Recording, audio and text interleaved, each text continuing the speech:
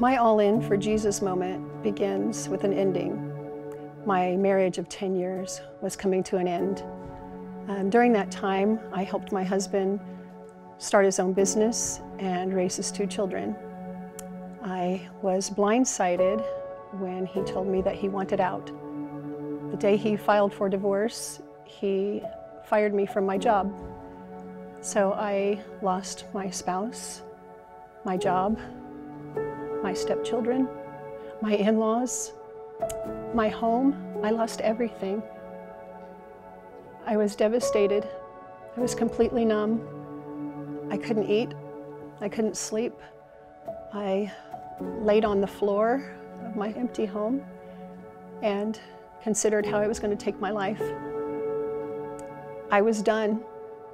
I was at rock bottom. In order to try to sleep at night, I started reading the book called 30 Days with Jesus by Sarah Young. And in that book, I was given the scripture, Jeremiah 29:11, where God says, "I know the plans that I have for you." That scripture kept popping up again and again, and I realized it was God talking to me. And my thoughts teetered between giving all that I had left to Jesus or suicide. And it was then when I knew that Jesus had a plan for my life, a purpose. At that time, I began attending a church that was teaching on tithing.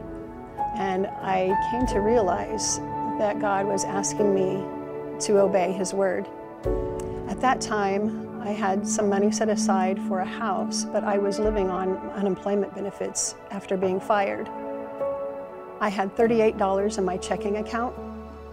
My tithe for that week would have been $37. So I wrote the check for $37, which left me $1 in my account. But I trusted God. That day, I went up to the altar for prayer for employment, and then I went home. I waited, I trusted, I prayed.